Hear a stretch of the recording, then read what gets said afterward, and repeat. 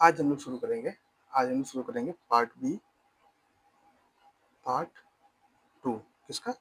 Salient features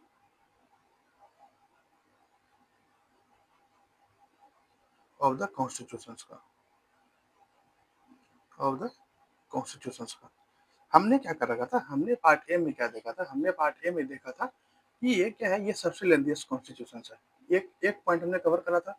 दूसरा point क्या cover करा था कि क्या क्या शेड्यूल है, ठीक है, कौन से पार्ट में है और कितने से कितने नंबर आर्टिकल तक वो एक्सटेंड कर रहा है। जैसे यूनियन एंड इट्स टेरिटरीज, ये कितने से कितने नंबर तक एक्सटेंड कर रहे हैं, ठीक है। ये सारी चीजें हमने क्या करा था, ये सारी चीजें हमने देखा था।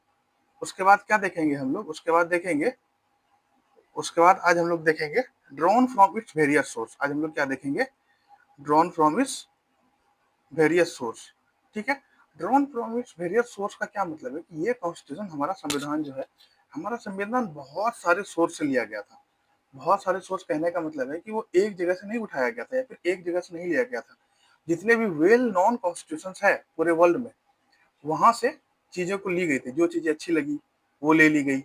हाँ, ऐसा नहीं है कि सेम टू सेम वहां से, वहां पर जिस तरीके था उस तरीके से उठाया गया था।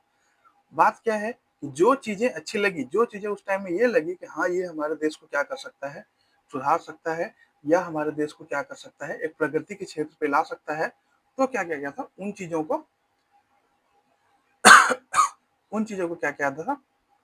को उठाया गया था वहां से, ठीक है। तो आज हम लोग देखते हैं क्या, ड्रॉन फ्रॉम वेरियस सोर्सेस। इसमें क्या है, the constitution of India has borrowed most of its provision from the constitutions of various other countries as well as from the government of India Act 1935। देखिए क्या हुआ था, हमारा जो संविधान है वो कहाँ से बोरो किया गया था, वो बोरो किया गया था most of its provision from the constitution of various other country. कहाँ से बोरो किया गया था, अदर कंट्रीज का जो कॉन्स्टिट्यूशन है वहां से बोरो किया गया था, ठीक है।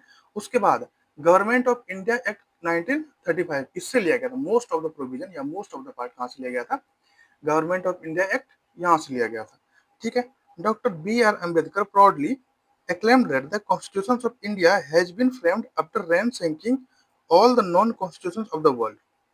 डॉक्टर बी आर अम्बेडकर इस बात को प्राउडली बोलते हैं, इस बात को प्राउडली मानते हैं कि हमारा कॉन्स्टिट्यूशन क्या है, हमने जो लिया है वो क्या क्या है, ranking of all the non constitution of the world. ये एक तरह से पॉजिटिव बात भी है। क्या पॉजिटिव बात है, अगर मान लिया जाए, अगर हमने उस नियम को वहां से उठाया जिससे कि वो जगह, वो कंट्री क्या हो रहा है, इस्टेब्लिश हो रहा है, जिन चीजों से वो कंट्री इस्टेब्लिश हो रहा है, वहां से हमने क्या किया, वहां से हमने कॉन्स्टिट्यूशन को उठाया। तो ये हमारे लिए एक तरह से गर्व की बात है कि हमने क्या किया, हमने उन चीजों को लिया जहां से वो देश क्या हो रहे हैं, वो देश प्रगति पे जा रहे हैं। क्योंकि 1947 के टाइम पे क्या था, चीजें इतनी आसान नहीं थी जितनी आसान हम लोग आज देख रहे हैं। इतनी आसान चीजें बिल्कुल नहीं थी। तो क्या बात हुई, तो ये बात हुई कि हमें क्या करना है, हमें डेवलपमेंट के साथ साथ हमें गवर्नमेंट को चलाना है। हमारे देश में डेवलपमेंट होनी चाहिए। डेवलपमेंट के साथ साथ ताकि क्या हो, ताकि इतने बड़े पॉपुलेशन को हम क्या कर सके, हम भरण पोषण कर सकें। डेवलपमेंट के साथ साथ हम गवर्नमेंट चलाना चाहते हैं। तो कहने का मतलब है उस टाइम पे जो फाइनेंशियली ठीक लगा, जो इकोनॉमिकली ठीक लगा, जो मीन्स हमारी सोसाइटी को चेंज कर सकता है, वो ठीक लगा कानून, तो वहां से हमने क्या किया, वहां से हमने कॉन्स्टिट्यूशन को क्या किया, बोरो कर लिया, ठीक है। एक पॉइंट तो ये होगी। दूसरी पॉइंट है, the structural part of the constitution is to a large extent derived from the Government of India act 1935। जो भी स्ट्रक्चरल पार्ट है कॉन्स्टिट्यूशन का, वो मेनली कहाँ से लिया गया था, वो मेनली लिया गया था गवर्नमेंट ऑफ इंडिया एक्ट 1935। और लेंथीएस्ट होने का क्या मतलब हुआ, ये सबसे ज्यादा लेंथीएस्ट होने का ये भी मतलब है कि जो ये गवर्नमेंट ऑफ इंडिया एक्ट है, ये क्या है, ये सबसे ज्यादा लेंथीएस्ट है। Government of India act he lengthiest है, जिसके कारण कि हमारा कॉन्स्टिट्यूशन भी लेंथीएस्ट हो गया। मीन्स जब जहां से हमने उठाया कॉन्स्टिट्यूशन, वही इतना लेंथी है। तो क्या करें, देखिए अब ये भी उठाने का, गवर्नमेंट ऑफ इंडिया एक्ट 1935 उठा, वहां से भी उठाने का कुछ कारण है। क्या कारण है कि हमारे ऊपर ब्रिटिश ने लगभग लगभग 100 साल रूल किया। जब 100 साल रूल किया तो उसको हमारे देश के बारे में, हमारे देश कैसे एडमिनिस्टर होगा, हमारे देश कैसे आगे बढ़ेगा, या फिर हमारा देश को हम किस तरीके से गवर्न कर सकते हैं, ये चीजें पार्लियामेंट को, ब्रिटिश पार्लियामेंट को पता थी। तो हमने क्या सोचा कि अगर वहां से चीजें ले लेंगे तो हमारे पास क्या ऑप्शन बचेगा, हमारे पास ऑप्शन बचेगा कि हम एडमिनिस्ट्रेशन की तरफ में जो गवर्नमेंट को एडमिनिस्टर कर पाएंगे तो वो अच्छी तरीके से कर पाएंगे। ठीक है। उसके बाद the philosophical part of the constitution, the fundamental rights and the DPSP derives from the is inspiration from the American and Irish constitutions respectively। देखिए डीपीएसपी फंडामेंटल राइट्स कहाँ से लिया गया? फंडामेंटल राइट्स लिया गया आपका अमेरिकन कॉन्स्टिट्यूशन से। Fundamental rights कहाँ से लिया गया? फंडामेंटल राइट्स लिया गया आपका अमेरिकन कॉन्स्टिट्यूशन से। ठीक है। और DPSP directive principle of state policy ये कहाँ से लिया गया? डीपीएसपी लिया गया आपका आयरिश कॉन्स्टिट्यूशन से। फंडामेंटल राइट्स कहाँ से लिया गया? यूएसए के कॉन्स्टिट्यूशन से। और डीपीएसपी कहाँ से लिया गया? डीपीएसपी लिया गया आपका आयरिश कॉन्स्टिट्यूशन से। ठीक है। उसके बाद the political part of the constitution, the principles of cabinet government and relation between the executive and the legislature has been largely drawn from the British constitution. अब देखिए जो कैबिनेट पार्ट था, principles of cabinet, cabinet किस तरीके से run करेगा या फिर जो किसमें एग्जीक्यूटिव और लेजिस्लेचर में क्या रिलेशन होगा, ये पार्ट कहाँ से उठाया गया था? ये पार्ट उठाया गया था आपका ब्रिटिश गवर्नमेंट से, ब्रिटिश कॉन्स्टिट्यूशन से। तो तीन कॉन्स्टिट्यूशन में देख लिया। यूएसए से क्या लिया? यूएसए से लिया हमने फंडामेंटल राइट्स। ठीक है। डीपीएसपी कहाँ से लिया? डीपीएसपी लिया हमने आयरिश कॉन्स्टिट्यूशन से। ठीक है। तीसरा जो भी हमारा कैबिनेट चीजें थी, कैबिनेट किस तरीके से रन करेगा, सरकार किस तरीके से रन करेगा या हम किस तरीके से एडमिनिस्टर करेंगे, ये सारी चीजें हमने कहाँ से ली? ये सारी चीजें हमने ली ब्रिटिश कॉन्स्टिट्यूशन से। ठीक है। The other provision of the constitutions have been drawn from the constitutions of Canada, Australia, Germany, USSR, France, South Africa, Japan and so on. और जो अदर अदर प्रोविजन था वो चीजें हमने कहाँ से ली? वो चीजें हमने ली कनाडा के कॉन्स्टिट्यूशन से, ऑस्ट्रेलिया के कॉन्स्टिट्यूशन से, जर्मनी के कॉन्स्टिट्यूशन से, USSR, Russia, France, South Africa, Japan and so. और यहाँ चीजों से हमने क्या किया? जो भी अदर प्रोविजन है वो चीजें हमने यहाँ से लिया। ठीक है। नेक्स्ट में क्या आता है?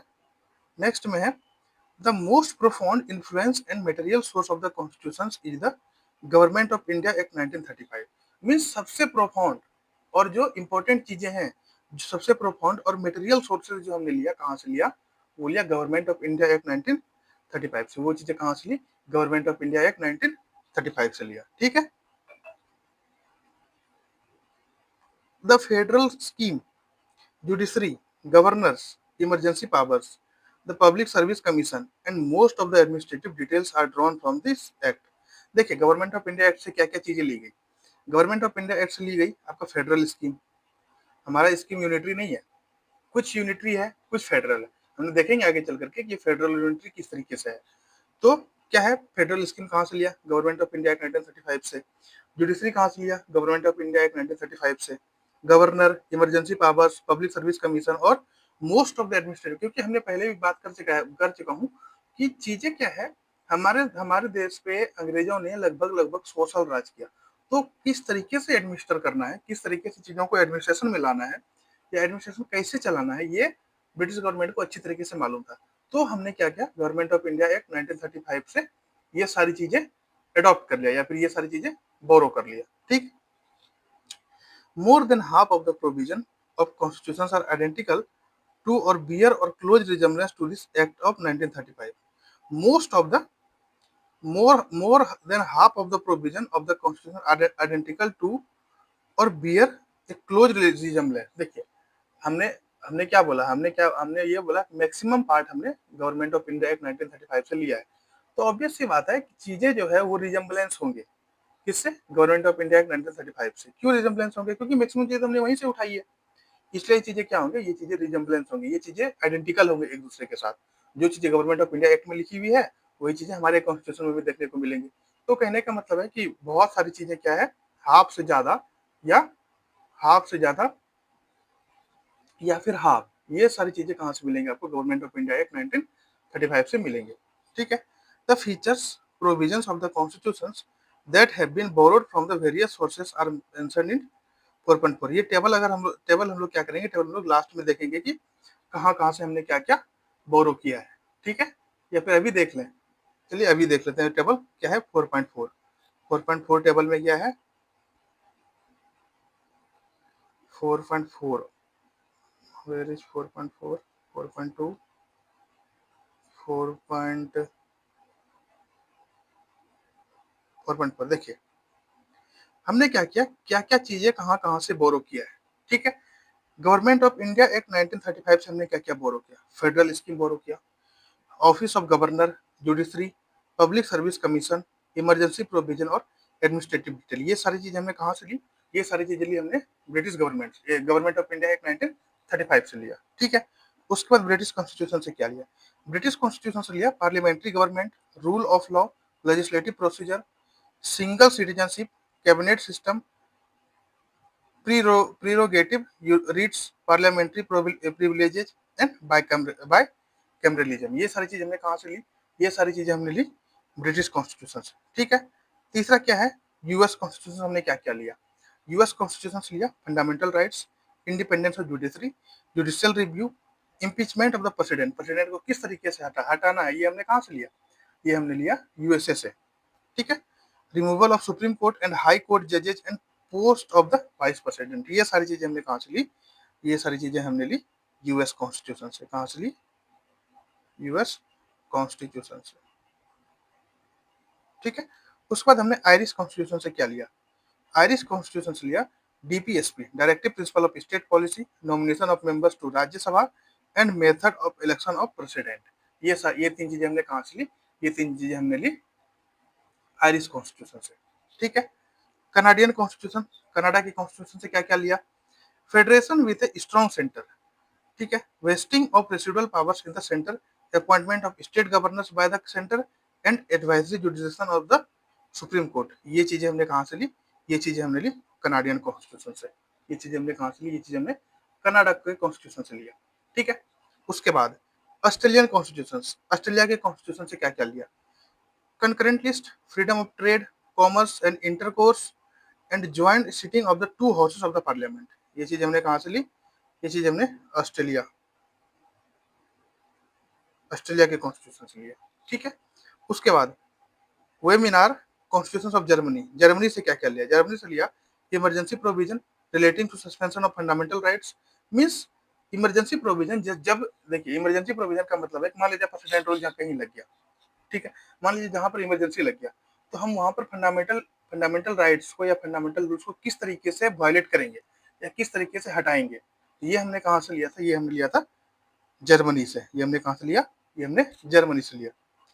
Soviet constitution means USSR, no Russia, means Russia से हमने या यूएसएसआर से क्या क्या लिया, fundamental duties and the ideal of justice, social, economic and political in the preamble, and the preamble में जो सोशल, इकोनॉमिक और पॉलिटिकल जस्टिस है, इसका आइडियल्स लिया हमने कहाँ से, यूएसएसआर से, कहाँ से, रशिया से। फ्रेंच कॉन्स्टिट्यूशन, ये हमने कहाँ से लिया, फ्रेंच कॉन्स्टिट्यूशन हमने लिया, फ्रेंच से क्या लिया, रिपब्लिक, क्या लिया, क्या आइडिया लिया, रिपब्लिक का आइडिया लिया, and the idea of liberty, equality, fraternity in the preamble, preamble में क्या क्या होना चाहिए, रिपब्लिक होना चाहिए, लिबर्टी होना चाहिए, इक्वालिटी होना चाहिए, फ्रेटर्निटी होना चाहिए, ये सारी चीज हमारे कहाँ पे प्रेजेंट होना चाहिए, प्रीएम्बल में प्रेजेंट होना चाहिए। तो ये हमने कहाँ से लिया, ये हमने लिया फ्रेंच कॉन्स्टिट्यूशन से। ठीक है, साउथ अफ्रीकन से क्या लिया, साउथ अफ्रीकन से लिया procedure of for amendment of the constitution and election of members of Rajya Sabha, means हम क्या करेंगे, हम कॉन्स्टिट्यूशन को अमेंड कैसे करेंगे, मीन्स कॉन्स्टिट्यूशन को चेंज करेंगे कैसे करेंगे, ये हमने कहाँ से लिया, ये हमने लिया आपका साउथ अफ्रीकन कॉन्स्टिट्यूशन से। और क्या लिया, election of members of Rajya Sabha, Rajya Sabha के मेंबर्स का इलेक्शन हम कैसे करेंगे। ठीक है, उसका जापानीज कॉन्स्टिट्यूशन, जापानीज से क्या लिया, procedure established by law, Japan से क्या लिया हमने, प्रोसीजर इस्टेब्लिश्ड बाय लॉ, ये चीज हमने कहाँ से लिया, ये चीज हमने जापान से लिया। ठीक है, तो ये सारी चीजें हमने कहाँ कहाँ से लिया, ये हमने देख लिया। ठीक है, इसके बाद की बात करते हैं, इसके बाद की बात में क्या है,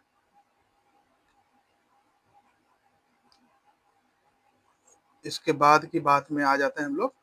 ठीक है, ये सारी बातें हमारी होगी, ये बातें हमारी होगी। अब आते हैं हम लोग blend of rigidity and flexibility, means rigidity और फ्लेक्सिबिलिटी का क्या चीजें हैं, रिजिडिटी और फ्लेक्सिबिलिटी का क्या है।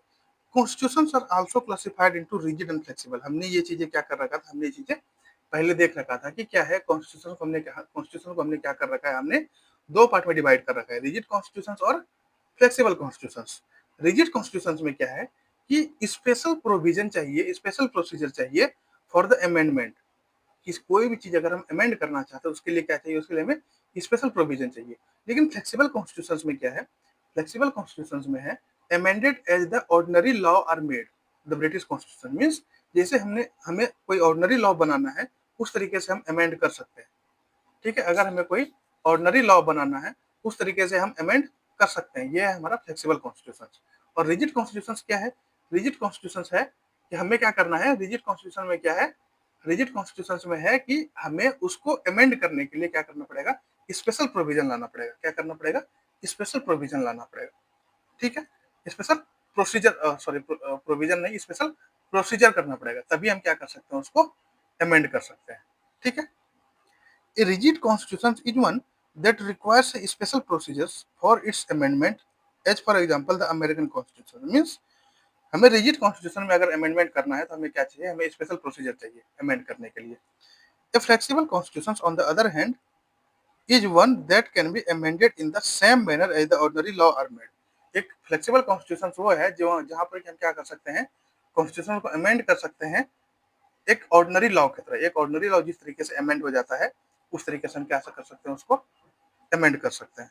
ठीक है, as for example the British constitution, example के लिए क्या है, ब्रिटिश कॉन्स्टिट्यूशन है। ठीक है, एग्जाम्पल के लिए क्या है, ब्रिटिश कॉन्स्टिट्यूशन है। उसके बाद क्या है, the constitution of India is neither rigid nor flexible. India का कॉन्स्टिट्यूशन क्या है, इंडिया का कॉन्स्टिट्यूशन ना तो रिजिड है और ना ही फ्लेक्सिबल है। इंडिया का कॉन्स्टिट्यूशन क्या है, ना तो रिजिड है ना फ्लेक्सिबल है, but is synthesis of both. ये दोनों का सिंथेसिस है, मीन्स ना तो ज्यादा रिजिड है ना ज्यादा फ्लेक्सिबल है, ये दोनों का मिश्रण है। ठीक है, article 368 provides for two types of amendment. Article 368 क्या प्रोवाइड करता है कि हम अमेंड कर सकते हैं कॉन्स्टिट्यूशन को। अब वो अमेंड किस तरीके से करेंगे ये देखना है। आर्टिकल 368 क्या प्रोवाइड करता है कि हम कॉन्स्टिट्यूशन को अमेंड कैसे करेंगे। ठीक है, some provisions can be amended by the special majority of the parliament. कुछ कुछ प्रोविजन को हम अमेंड कर कैसे कर सकते हैं, कैसे कर सकते हैं, amended by the special majority of the parliament. अब स्पेशल मेजोरिटी क्या है, स्पेशल मेजोरिटी है सम स्पेशल मेजोरिटी है that is 2/3 of the majority of the members of each house present and voting and a majority of the total memberships of each house। देखिए, two third two third of the members of the two third of the two third majority of the members of each house present. प्रत्येक house में, जैसे राज्यसभा और लोकसभा के house में 2/3 members present होना चाहिए और वो वोट करना चाहिए। ठीक है, मान लिया जाए 545 सीट्स है, उसमें से हमें राज्यसभा में 245 चाहिए मेंबर्स, 2/3 के लिए, है ना। 2/3 के लिए कितना चाहिए हमें मेंबर्स, 245 मेंबर्स चाहिए, तभी हम क्या करेंगे, तभी हम कॉन्स्टिट्यूशन को अमेंड कर पाएंगे। ठीक है, दूसरा क्या है, some other provisions can be amended by special majority of the parliament and with the ratifications by half of the total states. देखिए, अदर प्रोविजन में क्या है, अदर प्रोविजन में है कि हम क्या कर सकते हैं, हम अमेंडमेंट कर सकते हैं एक स्पेशल मेजोरिटी से। स्पेशल मेजोरिटी में क्या है, कहने का मतलब है कि पार्लियामेंट में क्या हो, स्पेशल मेजोरिटी प्रेजेंट हो और क्या हो, 50% से ज्यादा का क्या हो, रेटिफिकेशन हो। मान लिया जाए हमारे कॉन्स्टिट्यूशन उस दिन, जिस दिन हमें अमेंड करना है, उस दिन हमारे पास क्या आया, उस दिन हमारे पास लगभग कितने कितने मेंबर्स आए, उस दिन लगभग हमारे पास 100 मेंबर्स आए। उस 100 मेंबर्स में से 50 मेंबर्स को क्या होना पड़ेगा, 50% मेंबर्स को इसके पक्ष में आना पड़ेगा कि हाँ चलो ये अमेंडमेंट सही है, हम अमेंडमेंट कर सकते हैं। तो ये है आपका स्पेशल प्रोविजन। और ये है क्या हमारा स्पेशल मेजोरिटी। और दूसरा क्या है, दूसरा क्या था हमारा, दूसरा दूसरा क्या था, special majority of the parliament and with ratification of the amendment by special majority. ये हम स्पेशल मेजोरिटी से क्या कर दिए, अमेंड कर दिए। उसके बाद at the same time some provisions of the constitution can be amended by simple majority. ये भी स्पेशल मेजोरिटी है। कभी कभी क्या होता है, देखिए ये दोनों स्पेशल मेजोरिटी है। कभी कभी 2/3 चाहिए सीट्स, ठीक है, और फिर प्लस 50% स्टेट का रेटिफिकेशन चाहिए, ये हो गया आपका स्पेशल मेजोरिटी। अब सिंपल मेजोरिटी में क्या है, at the same time some provisions of the constitution can be amended by simple majority. क्या होना चाहिए, क्या होगा, simple majority of the parliament से क्या होगा, अमेंड हो जाएगा। जैसे में in the manner of ordinary legislative process, means ordinary legislative process जिस तरीके से बन जाता है उस तरीके से ही हमारा क्या होगा, कुछ कुछ चीजें सिंपल मेजोरिटी से क्या हो जाएगा, हमारा आउट हो जाएगा, सिंपल मेजोरिटी से हमारा क्या हो जाएगा, आउट हो जाएगा। ठीक है, उसके बाद notably these amendments do not come under article 368। Notably अगर हम देखें तो ये अमेंडमेंट जो इसमें सिंपल मेजोरिटी है, ये हमारा आर्टिकल 368 में नहीं इंक्लूड होता है। ठीक है, अब हम लोग आते हैं federal system with unitary bias. Federal system के साथ साथ यूनिटरी कैसे है। ठीक है, the constitution of India establish A federal system of government. Constitution of India क्या इस्टेब्लिश करता है, एक फेडरल सिस्टम ऑफ गवर्नमेंट को इस्टेब्लिश करता है। ठीक है, it contains all the usual features of federation. इसके पास सारे जो यूजुअल फीचर्स ऑफ फेडरेशन है वो सारे हैं। अब कैसे हैं, जैसे देखिए, टू गवर्नमेंट्स, हमारे पास दो गवर्नमेंट है, सेंट्रल गवर्नमेंट और स्टेट गवर्नमेंट, दो गवर्नमेंट है। डिवीजन ऑफ पावर, इन सब में डिवीजन ऑफ पावर्स है। रिटन कॉन्स्टिट्यूशन है हमारे पास। सुप्रीमेसी ऑफ द कॉन्स्टिट्यूशन, हमारे यहाँ पे क्या है, हमारे यहाँ पे कॉन्स्टिट्यूशन सबसे सुप्रीम हो गई। ये सारी चीज किसके फीचर्स हैं, ये सारे फीचर्स हैं आपके, ये सारे फीचर्स हैं आपके फेडरल सिस्टम के। ठीक है, रिजिडिटी ऑफ कॉन्स्टिट्यूशन, कॉन्स्टिट्यूशन में रिजिडिटी भी है। ठीक है, इंडिपेंडेंट जुडिशरी, इंडिपेंडेंट जुडिशरी भी है, और बाई कैमरालिज्म भी है, मीन्स दो हाउस भी है, राज्यसभा और लोकसभा। तो ये सारे फीचर्स क्या है, ये सारे फीचर्स है आपका फेडरल सिस्टम का। However, the Indian Constitution also contains many unitary और non federal features। जबकि क्या बात होगी, जबकि ये बात है कि इंडियन कॉन्स्टिट्यूशन क्या क्या कंटेंस करता है, इंडियन कॉन्स्टिट्यूशन के पास क्या क्या है कि कुछ चीजें ये क्या करता है, कुछ चीजें ये फेडरल सिस्टम को कनेक्ट करता है, कुछ चीजें ये क्या करता है, कुछ चीजें यूनिटरी बेसिस पे, यूनिटरी बायस पे। क्या यूनिटरी है, जैसे स्ट्रॉन्ग सेंटर, हमारा क्या है, हमारा सेंट्रल गवर्नमेंट स्ट्रॉन्ग है। सिंगल कॉन्स्टिट्यूशन, एक ही कॉन्स्टिट्यूशन है हमारे पास, वही सुप्रीम है। ठीक है, single citizenship, single citizenship means हम क्या है, हम इंडियन सिटीजन हैं, हम बिहारी सिटीजन नहीं है, हम स्टेट वाइज सिटीजन नहीं है, हम क्या है, हम बस इंडियन सिटीजन है। ठीक है, फ्लेक्सिबिलिटी ऑफ द कॉन्स्टिट्यूशन, देखिए हमने ये पहले ही पढ़ रखा है कि हमारा कॉन्स्टिट्यूशन बहुत इतना ज्यादा रिजिड नहीं है कि हम उसको क्या कर सके, अमेंड ना कर सके, अमेंड करने में बहुत सारी परेशानी हो, ऐसा नहीं है। हमारा कॉन्स्टिट्यूशन फ्लेक्सिबल भी है कि क्या कर सकते हैं, हम उसको स्पेशल मेजोरिटी से क्या कर सकते हैं, स्पेशल सिंपल मेजोरिटी से क्या कर सकते हैं, हम कॉन्स्टिट्यूशन को अमेंड कर सकते हैं। ठीक है, तो ये सारी चीजें किस में आती है, ये सारी चीजें आती है आपका, ये सारी चीजें आती है यूनिटरी बेसिस में, यूनिटरी बायस में। ये सारी चीजें कहाँ आती है, ये सारी चीज यूनिटरी बायस में आती है। इंटीग्रेटेड जुडिशरी, हमारी जुडिशरी क्या है, हमारी जुडिशरी इंटीग्रेटेड है। अब इंटीग्रेटेड का क्या मतलब है, हमारे पास सुप्रीम कोर्ट है, सुप्रीम कोर्ट के नीचे क्या है, हाई कोर्ट है, हाई कोर्ट के नीचे डिस्ट्रिक्ट कोर्ट या फिर सबऑर्डिनेट कोर्ट, मीन्स ये है हमारा इंटीग्रेटेड जुडिशरी। ठीक है, appointment of the state governor by the centre, appointment of the state governor, state governor को हम कहाँ से अपॉइंट करते हैं, सेंटर से अपॉइंट करते हैं। All India service emergency provision and so on, all India service emergency provision, ये सब क्या है, ये सब किसको दर्शाता है, ये सब दर्शाता है आपका यूनिटरी बायस को, ये सब किसको दर्शाता है, यूनिटरी बायस को दर्शाता है। ठीक है, moreover the term federation has nowhere been used in the constitutions, nowhere used in the constitution. देखिए, जबकि मोर ओवर, जबकि हम लोग ये देख सकते हैं फेडरेशन टर्म पूरे कॉन्स्टिट्यूशन में कहीं भी यूज नहीं हुआ है। फेडरेशन नाम करके या फेडरेशन टर्म क्या हुआ है, पूरे कॉन्स्टिट्यूशन में कहीं पर भी यूज नहीं हुआ है। ठीक है, article 1 on the other hand describe India as a union of state. Article article 1 क्या डिस्क्राइब करता है, आर्टिकल 1 डिस्क्राइब करता है इंडिया क्या है, इंडिया एक यूनियन स्टेट है। ठीक है, इंडिया क्या है, इंडिया एक यूनियन स्टेट है। विच इम्प्लाइज टू थिंग्स, जो कि दो थिंग्स दिखाता है, दो चीजें दिखाती है, क्या क्या। One, the Indian federation is not the result of agreement by the state.